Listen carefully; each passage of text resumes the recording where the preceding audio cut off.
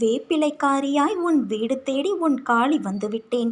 என் தங்கமே, என்னை தஞ்சமடைந்த உன்னை எப்போதும் நான் நிர்கதியாக இருக்க விடமாட்டேன். ஒருபோதும் உன்னை கைவிடமாட்டேன் என்பதை நீ உறுதியாக நம்பு. உன் நம்பிக்கை வீண் போகாது. இன்னும் கொஞ்ச காலத்தில் உன் பிரச்சனைகள், நோய், கடன், கசப்பான உறவுகள் அனைத்தும் மாறி அனைத்திலும் நீ சுகமாக வாழப்போகிறாய். இது உன் அன்னை வராகியின் வாக்கு. நான் உன்னை விட்டுவிடவில்லை என்பதை நீ அடிக்கடி உணரத்தான் செய்கின்றாய். வாழ்வின் ஒவ்வொரு நொடியும் நடக்கும் மாற்றம் கண்டு நீ அச்சப்படாதே. நான் உனக்கு நன்மையையே செய்வேன். என்னை மட்டுமே நீ வணங்குகிறாய். அப்படியிருந்தும் இந்த கஷ்டங்கள் தொடர்வது ஏன்? இதை நிவர்த்தி செய்வது எப்படி? இந்த கஷ்டங்கள் வருவதற்கு காரணம் என்னுடைய அனுக்கிரகம்தான். தனது மகன் நன்றாக இருக்க வேண்டும் என்பதற்காக தந்தையார் கண்டிப்பதைப் போல, தனது மாணவன் கல்வியில் தேர்ச்சியடைய வேண்டும் என்பதற்காக கடுமையான தேர்வுகளை வைக்கும் ஆசிரியரைப் போல, தனது உண்மையான பக்தனை எப்பொழுதும் இறைவன் சோதனைக்கு உள்ளாக்குவான். ஒரு முறைதான் சோதனை வந்துவிட்டதே, மீண்டும் ஏன் சோதனை என எண்ண தோன்றும்? நான் தீவிர பக்தன். எப்பொழுதும் அவரது நாமத்தை இடைவிடாமல் தியானம் செய்கிறேன் என்ற கர்வம் எந்த சூழலிலும் உன்னிடம் வந்துவிடக்கூடாது என்பதில் கடவுள் கவனமாக இருப்பார். அதனால்தான் சோதனைகளை அடிக்கடி தந்து தன் பக்தனின் பக்தியை ஒரே மாதிரியாக இருக்குமாறு நான் பார்த்து கொள்வேன். மனதில் எண்ணற்ற சந்தேக அலைகள் தோன்றி நிம்மதியை குலைக்கும். எதற்காக இந்த அன்னை தன் பக்தராக்க வேண்டும் என்னை என்று அங்கலாய்க்கும். இருப்பதை விட செத்துப்போவது நலம் என நினைக்க தோன்றும். இத்தகைய நேரங்களில் மன தைரியத்தோடு உறுதியாக அன்னையை தொழுது கொள்ள வேண்டும். என் நாமத்தை இடைவிடாமல் ஜபித்து சங்கடத்தை தைரியமாக எதிர்கொள்ள வேண்டும். இப்படித்தான் நீ இத்தனை ஆண்டுகளையும் நகர்த்தி வந்து இருப்பாய். அதை தொடர்ந்து செய். அச்சம் உயிரை குடிக்கும். அஞ்சாமை உயிர் பிழைக்க உபாயத்தை தேடும். இதனால் நாம் ஜெயித்து விடுவோம். நான் நானாக இருக்கப் போகிறேன் என்று உன் மனதை சோதனையை எதிர்கொள்ள தயாராக மாற்று. இதுதான் முதல் படி. என் கடவுளான அன்னை யாரைப் போலவும் நடித்தவரல்ல. அவர் தனக்கென ஒரு வழியை உருவாக்கி கொண்டு அவராக இருந்து நடைமுறைப்படுத்தி ஜெயித்தவர். அவர் என்னோடு இருக்கிறார். நான் பிறர் நடுவே தனித்தன்மையோடு இருக்கிறேன்.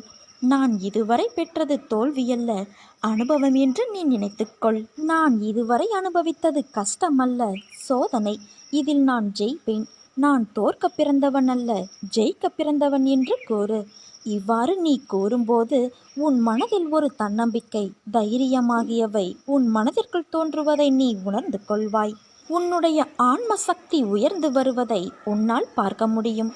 நான் தோற்று களைத்து போக சாதாரண உடம்பல்ல, தோல்வியோ அழிவோ அறியாத ஆன்மா என்று உன் மனம் உனக்கு சொல்லும். துன்பங்கள் உன் அருகில் நெருங்க நெருங்க நீ உன் கருமாவை கழித்து கொண்டே வருகிறாய். அப்படித்தான் உன்னை நான் பார்க்கும் நேரத்தையும் நீ உணர்ந்தாய் என் குழந்தையே. உன் மனம் இப்போது கந்தல் கோணியாக இருக்கிறது என்று நீ கவலைப்படாதே. உன் அன்னையான நான் அதை சரி செய்கிறேன். உன் மனம் படும் வேதனையில் விரைவில் நீ தங்க ஜரிகை கொண்ட வாழ்க்கையில் நுழையப் போகிறாய். இது என் பிள்ளைக்கு உன் அன்னையான நான் செய்து கொடுக்கும் சத்திய பிரமாணமாகும். என் தங்கமே, நீ எப்படிப்பட்ட தருணத்தில் என்னை வந்து சேர்ந்தாய் என்று எனக்கு தெரியும். இன்று உனக்கு நல்ல நாள், மனதிற்கு மகிழ்ச்சி தரும் நாள், அமைதி தரும் நாள், அதிர்ஷ்டம் தரும் நாள். நான் ஏற்கனவே உனக்கு அடிக்கடி சொல்லியிருக்கிறேன், உன் எண்ணங்கள் யாவும் கூடிய விரைவில் நிறைவேறும் என்று. அதன்படி இன்று நான் உன் வாசல் தேடி வந்து கொண்டு இருக்கிறேன். வா செல்வமே, உனக்கு அதிர்ஷ்டம் அழைக்கின்றது. வந்து அதை என்னிடம் இருந்து நீ பெற்றுக்கொள். கடந்து வந்த பாதையில் நீ பார்க்காத துயரங்கள் இல்லை, ஏமாற்றங்கள் இல்லை. நீ விரும்பிய வாழ்க்கையையும் என்னால் மட்டுமே உனக்கு திரும்ப வழங்க முடியும். நீ வருத்தப்பட்டது போதும். உன்னை பார்த்து விலகியவர்கள் எல்லாம் உன்னை தேடி வரும் நேரம் இது குழந்தையே.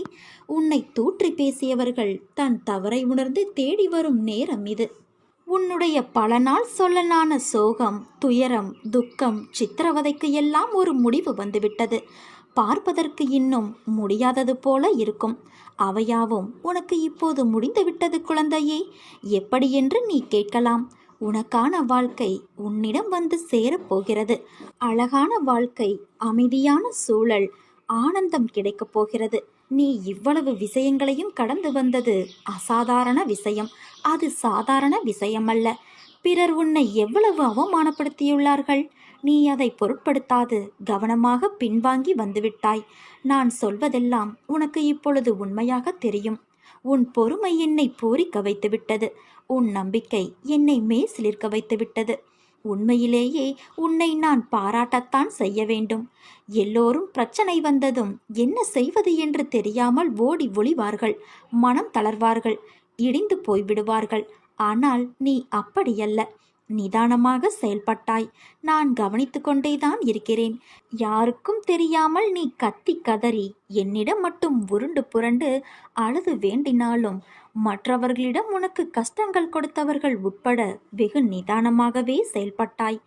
அடுத்து என்ன செய்ய வேண்டும் என்று என்னை கேட்டுக்கொண்டே அசையாத நம்பிக்கையோடு நீ இருந்தாய். நீ அப்படியே அமைதியாய் இரு என் செல்வமே.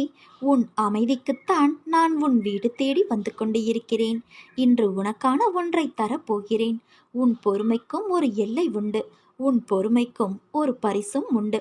உன் அமைதிக்கு ஒரு அற்புதம் நடக்க இருக்கிறது. உன் நம்பிக்கைக்கும் அப்படித்தான். காரணமில்லாமல் இங்கு எதுவும் நடக்காது. உன் வேண்டுதல் எதை பற்றி இருந்தாலும் இனி அதை நான் நிறைவேற்றி வைக்கிறேன்.